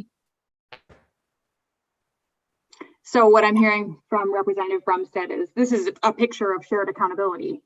They're all in this together, and yet it only looks like a couple of the people on the boat are actually responding to what's going on. Yeah, so it's not really showing us the whole picture. This could be these people's turn to do this, and then the other people are going to take over. I think people are reading too much subjectively into this picture. That may be. Well, they are laughing at the other end. What questions do you think are not being asked when you look at this? What caused the hole? What caused the hole, right? Why are we in this situation? So what do you think this image has to do with your role and responsibility as legislators? What position do you see yourselves in as legislators? When does it change, or when is it different? Oh, I think each of us share different aspects of which part of the boat we're on at different times, depending on the issues we're working on. Mm-hmm. So I don't think we're ever in one or the other end of the boat. We're in the boat. I'm wondering how we can balance the boat. How do we get people in the middle seat? Also, why isn't anybody trying to fix the hole? Mm-hmm. Mm-hmm. Yeah, and could we all, I like the balance idea. Can we get everybody in a place where we can balance the boat a little and put our heads together and say, how do we fix the hole? So that we clearly have a problem together. Let's try and fix it. And so we need a little bit of time away from getting the water out. Mm-hmm. Just Let's tow the boat onto land and fix it. Relaunch it. I don't think we can fix it in this situation. Yeah. We have to change it. It's also an attitude issue to me, that the people are saying, sure, glad the hole isn't at our end. It's not even, a willingness to help problem solve or find a solution. So that's concerning to me. Mm-hmm. Mm-hmm. Yeah, when I look at this and I think about the legislature or I think about state government, I think about, someone mentioned blame before. I think it's easy to see ourselves as having responsibility in some moments, and it's not easy to see ourselves having responsibility in other moments. We're differently in proximity to some of the challenges that we're trying to solve for at different times. Ultimately, we all are in this boat together. We share accountability for the conditions that we live in. And so the question becomes very important. Why is the boat sinking? And some people may have a better idea of why the boat is sinking, or how bad the problem is, or what the problem even is. I'm going to guess it might not be the people at the top of the boat who are just kind of chilling in this picture. It could be that all that's really needed is some super strong tape or some kind of sock to plug in a little hole just to get to shore. It could be that the whole boat is about to fall apart. So asking why, getting a sense of root causes, and being clear on perspective and what everyone's individual contribution is or could be, is what comes up for me when I think about the legislature and look at this image. Justin, can you jump? Thank you. So back to this idea for a second of these multiple or different scales at which accountability is playing out. We can acknowledge that in different contexts, certain actors have more accountability for outcomes than others, or I should say more influence over impact than others. So for example, if I'm the head of a particular program, I have responsibility for what activities or what decisions I make that program is spending resources on, or that program is designed to do. That doesn't mean that others don't also share responsibility for that. But it's true that I might have more responsibility in that moment, and I might also have a good idea. I may be better positioned to understand what kind of shifts could take place that would shift outcomes than someone in your position in a given moment. It also may be true that the clients participating in the program have the best idea about how that design could change to be more effective to helping them meet their needs. So we live in a totally interconnected world. We're all in the boat together. And ultimately, we all share accountability for the outcomes that we achieve and the work that we do. It's useful to identify roles that have more or less accountability in each of these arenas so that we can acknowledge where we should be asking more questions or who we should be asking to help us better understand issues and shape action collectively. So I'm curious, when you look at each of these areas and think about your role as a legislator, I'm interested in hearing from you what you think your contribution is, your responsibility, or your influence. So there's no right answer here. I think this is just an opportunity for us to think about, you're in elected positions for many months out of the year. You're in a position to make policy that will impact the lives of Vermonters. So I'm just curious for us to think about, what's your role thinking about whole population well-being? The extent to which all Vermonters are thriving, or all Vermonters in Lamoille County. What do you think your role is? What do you contribute? No trick questions here. Yeah, thank you, Drew. I think that this is fascinating to think about, to be honest, and to that sometimes when we're off session, I think of my role as a legislator to resolve problems that are happening in my district, because that's who I'm hearing from. And so, but sometimes they bring me a problem that isn't simple for me alone to respond to. And so I have to find out more about what's going on throughout the whole state, so I know who the right person to resolve it might be. So I see my role differently depending on what I know and I don't know. If I'm on the Commerce Committee, I might feel much better at resolving a problem for someone in my district around workforce issues. But because I'm not on the Commerce Committee and I'm on the Human Services Committee, I feel much better resolving a childcare issue in my district. So it shows me what you're saying about the boat, that we're all in this together and we have to work together because we all have different roles to play in the end. But awesome, thank you for that, Representative Brumstead. what else is coming up for people? When you think about your role in these different arenas, what do you see? I feel This like is Marty, and go ahead, Marty. in my service on the Appropriation Committee, I feel that the role is often to try to understand this collective responsibility across all the sectors and the organizations, and understand what are the different critical points in all those organizations, and then try to figure out what's a priority, or what sequence of priorities one might apply to total government resources. So yes, you can see a lot of other lots of issues that need financial resources, but then trying to understand how each of them is affected and how many people are affected and how that affects the total population outcome that we've been talking about, and then be able to apply those in some sort of a rational way. Beautiful, thank you. I see Rep. Hango's hand up and Rep. Austin. I see my role as someone who connects people who need things to the people who can help them. I feel like a lot of times people don't reach out, individuals don't reach out to state government because they don't either know where to reach out or how, or feel that their voice isn't going to be heard. So particularly during the off season, I do feel that I'm the voice for the people who live in my district, to be able to connect them to whoever might be able to give them some assistance.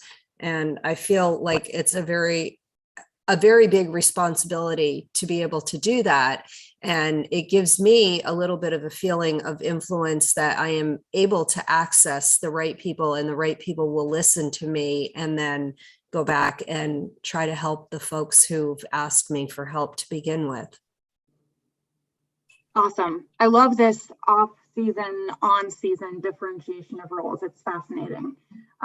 Representative Austin? Yep, I just want to ditto what Representative Hango just said, but in session, I feel my role is to trust the process.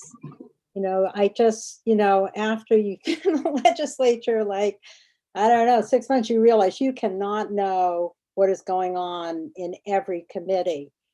So, over time, you just have to, the process that's happening in your committee, and you have to trust that process is going on, but also seeking understanding and asking people questions, to people on those committees, if you do have questions, to become more informed.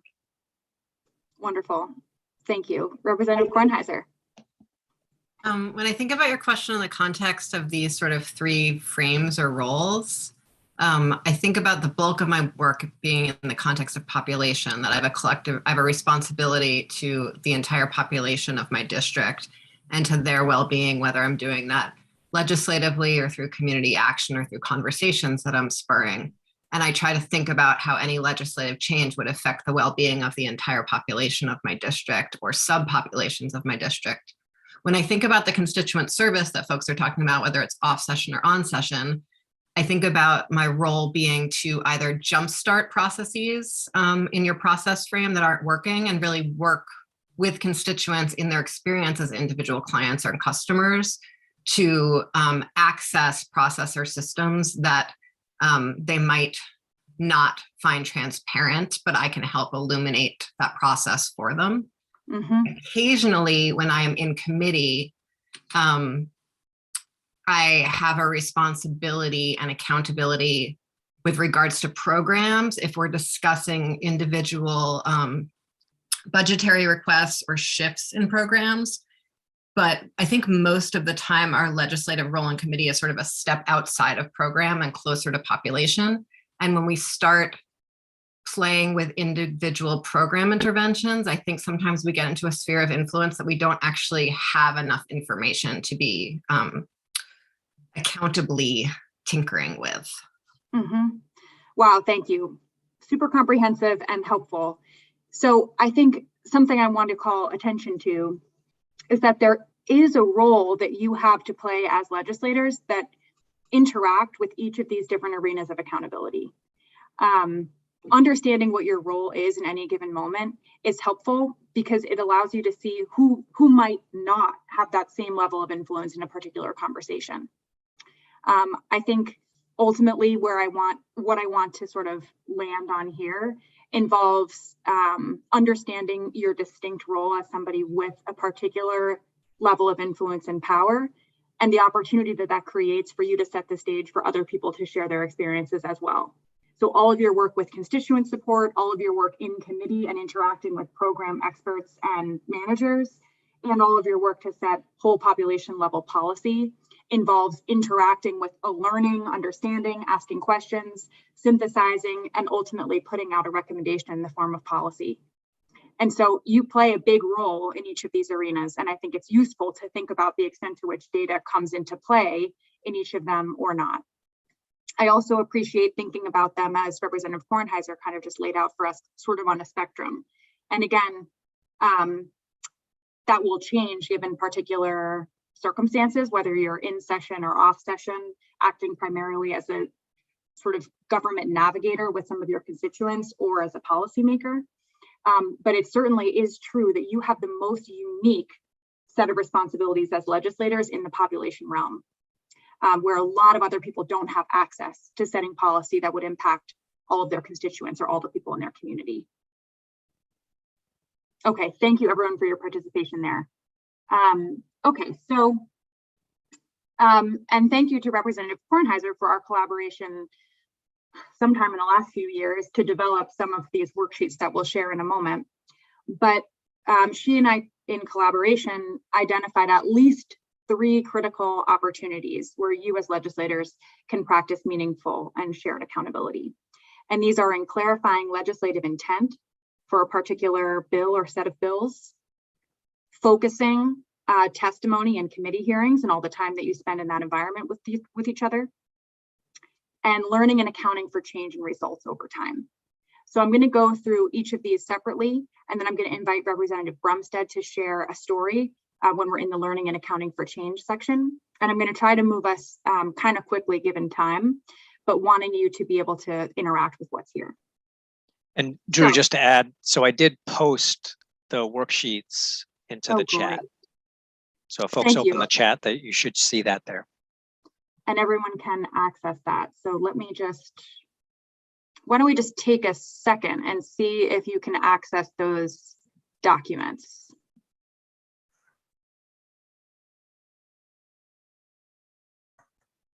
Looks like you may be instructed to save a document in order to open it. I'll do my best to take over screen share responsibilities, if that would work, Justin, to share the worksheet.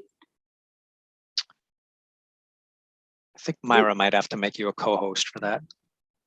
I think I have that capacity. Okay. One second, Drew. I'll go ahead and make you a co-host, and then you will be able to. Spare me one moment. Thank you so much. So in the meantime, I'm curious if you could share just a little bit about what your experience is crafting legislative intent.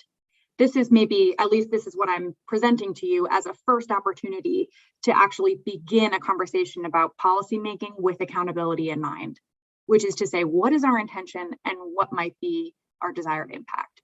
So just curious if you can share just a couple words or ideas related to crafting legislative intent.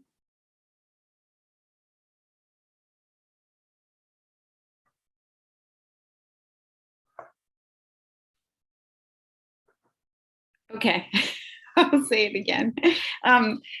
It would be understanding your community, the community conditions, understanding what is it that you want to accomplish. If you're going to write legislation before you write a bill, you probably should think about what's the problem you're trying to address. And that would be your legislative intent. Your intent would be to fix that problem.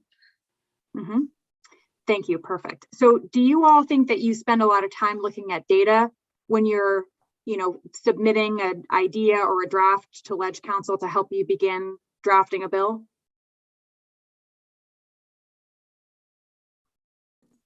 Not hearing anything, I'm guessing maybe not. I was going to say definitely not enough.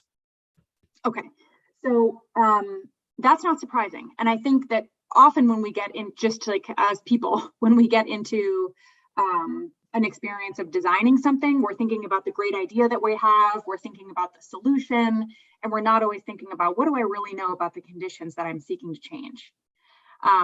However, there is an opportunity for you to start the drafting of legislative intent with a question or a series of questions, which help to illuminate some of what it is that you're seeking to change. So I'm going to share my screen quickly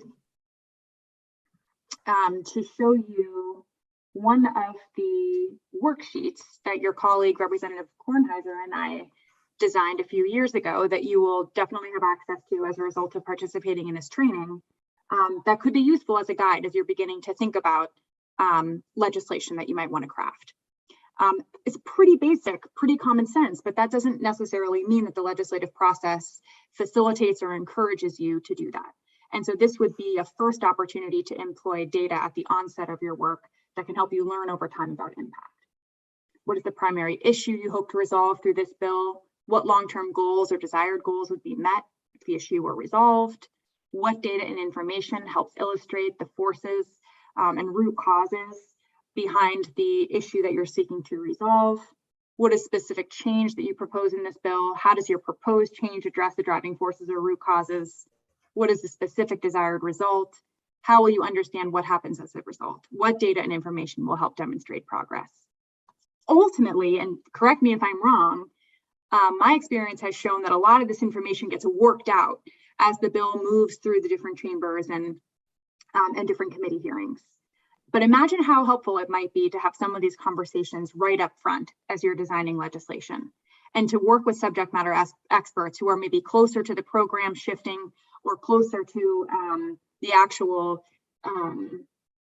experience that you're seeking to resolve through policy that could help you understand some of this at the beginning. So I bring this up just as an example of one place that you could start integrating questions about data into your process. Okay, yeah, you're really gonna have to bear with me here while I share my screen. Justin, could you steal it back and put the slides back up?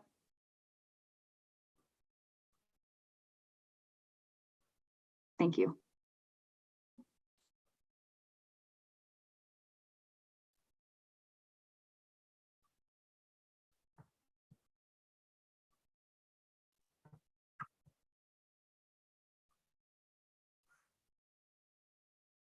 As Justin's pulling that up, I'll invite the question that will be on the next slide, which is, to what extent do you feel like this would be useful? Do you see any questions here that you're like, wow, yeah, it makes common sense to me, but honestly, I haven't seen that question being asked. Does any of this stand out to you as particularly useful?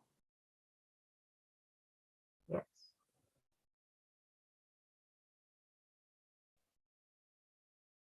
I heard a subtle yes, I think. Justin, are you still pulling it up?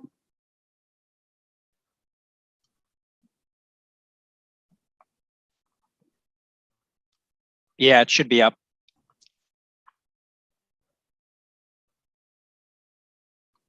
I don't think I'm seeing it. Can others see it? It says I'm screen sharing.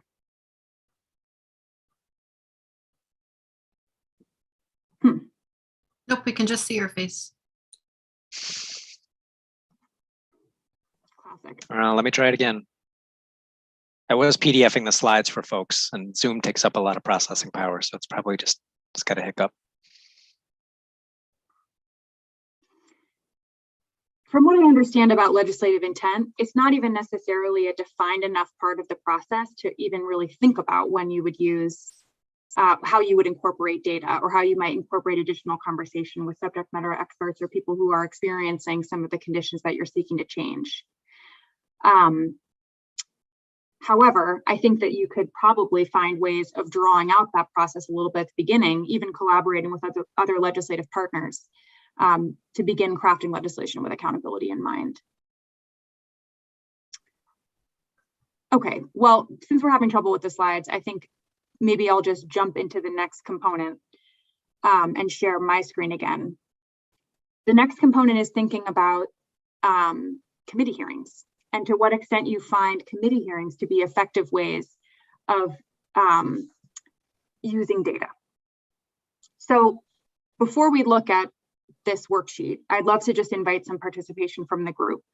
Can you think of a committee hearing that you were a part of, listening to testimony, there being a witness in the room, you sitting with your colleagues, that you found to be extremely effective?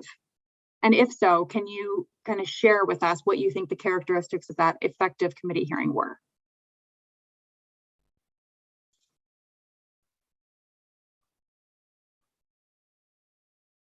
Anyone can jump in.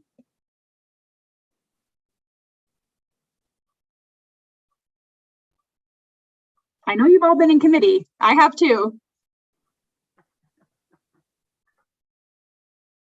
An experience of an effective committee hearing. What made it effective? Well, to me, what makes any of them effective is when there's an expert in the room giving testimony that will typically make me pay maybe closer attention. When somebody from a department comes in and talks about how a certain issue or bill or initiative affects their department, I think that's probably most powerful to me. Absolutely. So just hearing straight from the experts themselves.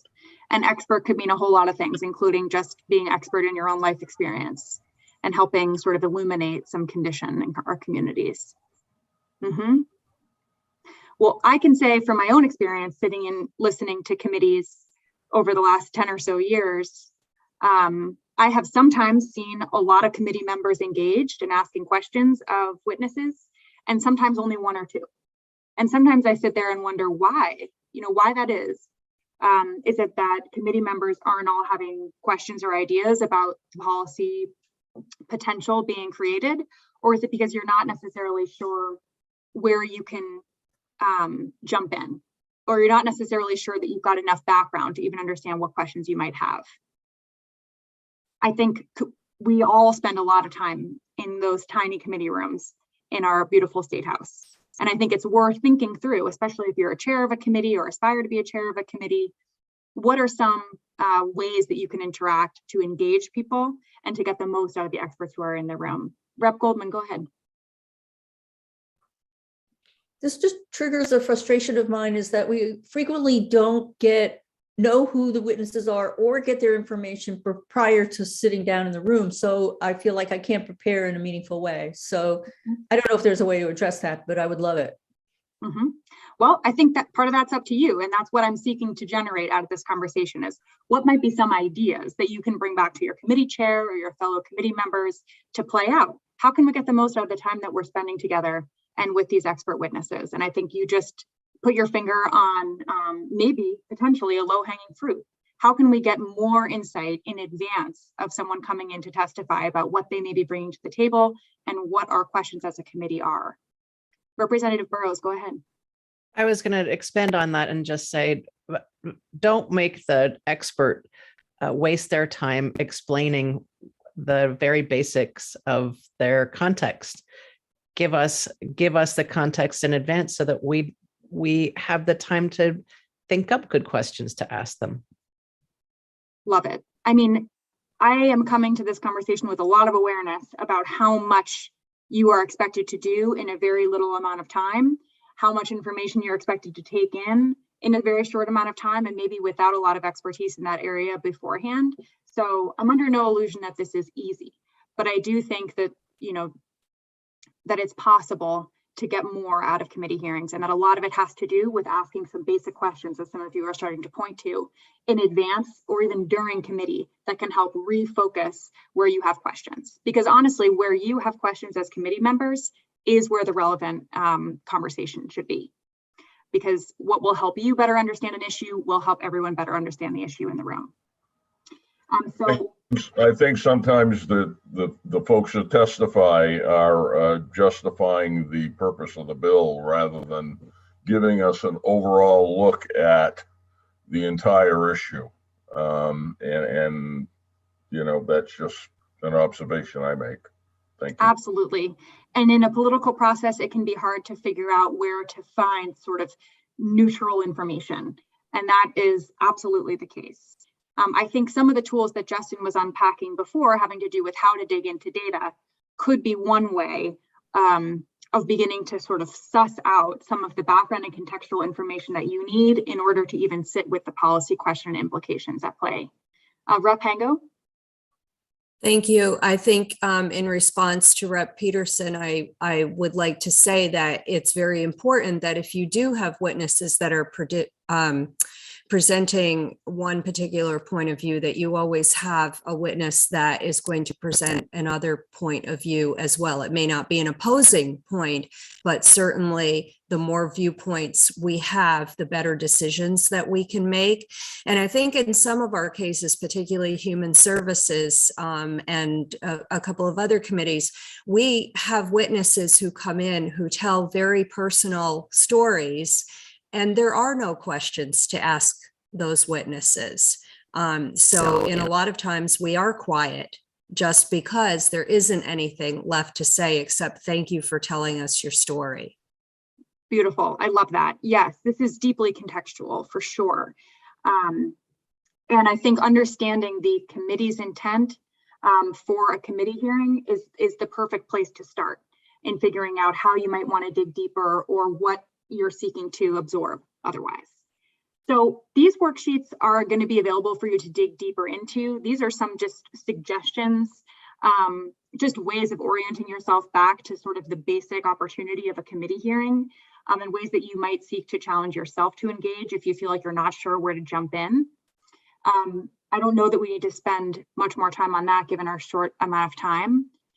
However, the third critical opportunity that I wanted to talk to you about that I believe you have as legislators to dig into this experience of shared accountability has to do with planning for how you will learn and account for results over time of the policies that you are able to successfully pass.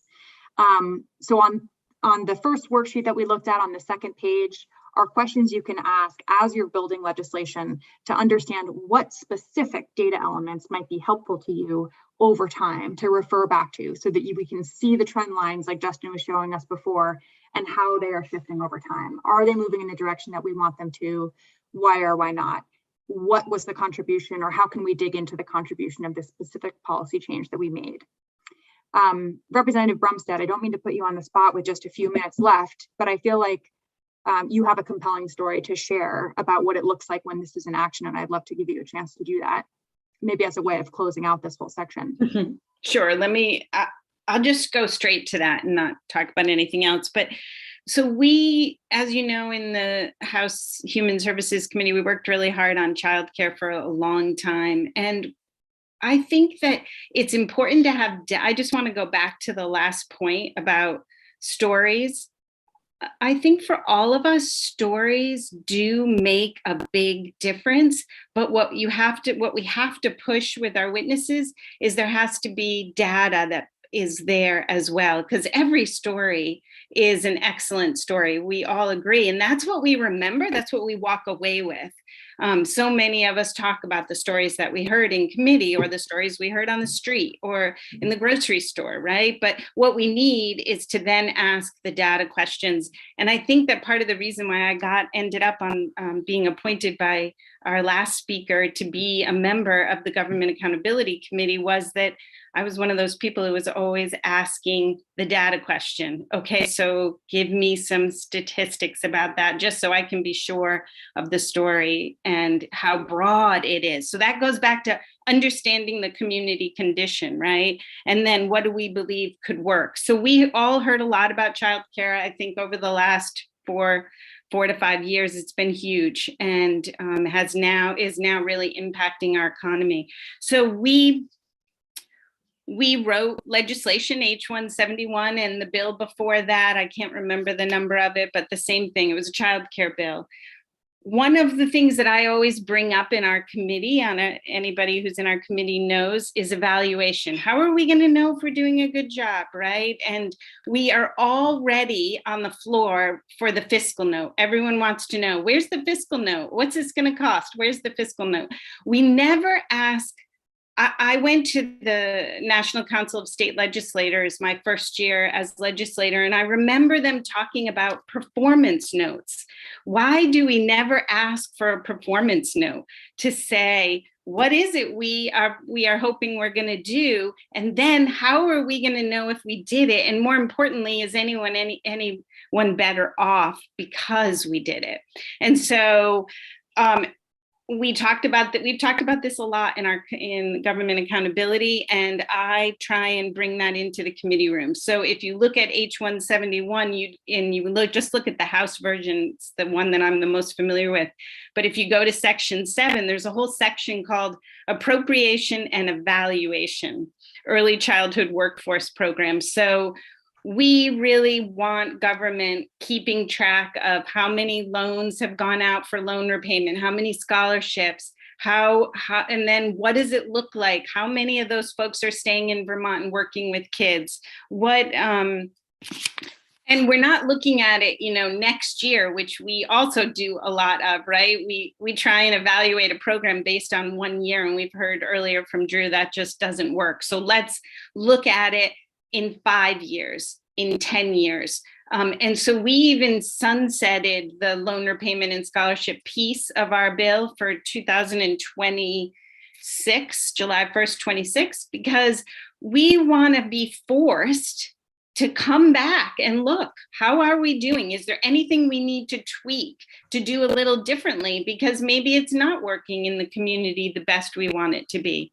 The only caution I would say, or the challenge to all of this work is, and I'm sorry that I'm going so fast, but at some point we could, is that maybe we don't have the resources or the ability to collect the data we want to. And Drew and I went to her when we were working on the first child care bill and said, how do we get at this information? I can't even remember the specifics, but her point to me was, we really don't have the ability to collect that. And if we did, it's great to have it, but it would cost us a lot of money. And so I think that you have to balance sort of the challenges and opportunities when you're looking at what can we collect, and then look back and say, are we accomplishing the outcomes that we want? And that way, that's the way we then go back to what we started talking about here today at the very beginning, is looking at those outcomes. Are we having an impact? Are we able to, is our workforce growing? All kinds of things like that. I wrote them all down, but I'm trying really hard to just talk so that it goes by quickly. I'm sorry. But anyway, thank you. Because I will also say that I've been on this committee, this is starting my 6th year. And every single time Drew or Justin or Sue Zeller before her does a presentation, I learn a bunch of new information. There is nothing like, this is not something you just learn in one time. You have to think about it all the time, every day. And I see it as part of all of our responsibility to do that in our committees and with our constituents. Thank you so much, Representative Rumstead. I think the Government Accountability Committee is always having these conversations and interested in being a place that other legislators can also think about, or other committees can be helped to think about process and the way that you're actually incorporating some of these learning and accountability and data-based questions right up front or throughout the whole process. And so I'm not going to speak on behalf of the committee, but I will say that this doesn't have to be the end of this conversation. There are a lot of sort of simple, low-hanging fruit ways that you can begin to sort of follow the model that Representative Rumstead just shared.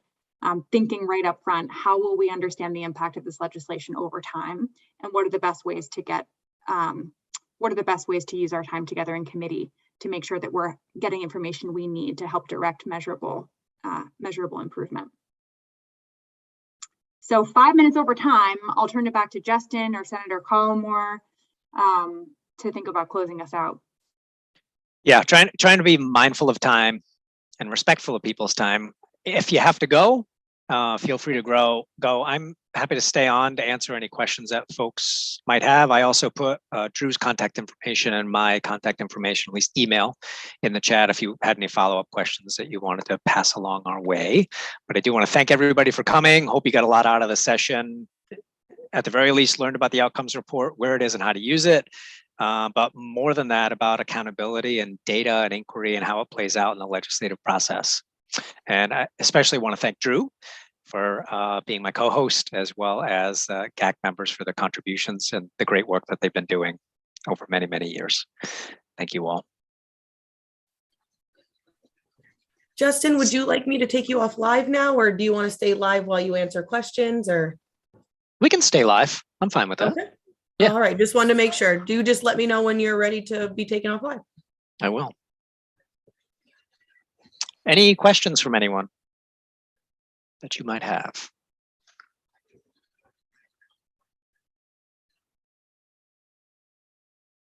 We're losing people left and right. I wanted to mention that the training piece, the session that we just did, is available on YouTube to watch. There's a link on the GAC website or webpage that you can click on if you joined us late or you want to go back and review some of the things that were presented. You can do that on YouTube. I'll also mention that right now there are 10 outcomes in statute, and that's the only way that they can change is by an additional piece of legislation. But the indicators are a little more flexible. So if any individual legislator or any committee would like to add, delete, or modify any of the indicators, they can let me or Representative Townsend know, and we can take testimony about a particular indicator. You know, maybe it doesn't work as well as it did before, or maybe we need to just tweak it a little bit. Those can be changed without affecting a bill, without any additional statute change. The outcomes we do need to put through the whole process, but the indicators are much more facile to change. So I'll just note that. And again, I want to thank Justin and Drew, and I don't know, yeah, Emily's still here, and certainly Jessica for helping, and Karen as well today. You guys did a great job. And Jessica was right. You know, all too often we hear in committee, well, how much is it going to cost? How much is it going to cost? How much is it going to cost? And we always ask for the fiscal note. And then if it's okay, we forget about it. We never go back and say, you know what? We spent $1.8 million on this. How did we do? You know, what good did it do? Or did it just provide, you know, a job for somebody to push paper around on the table and nobody else was better off? So those are kinds of the questions I think that we in the GAC committee are always focused on. So that's all I had, and I thank everybody for their time.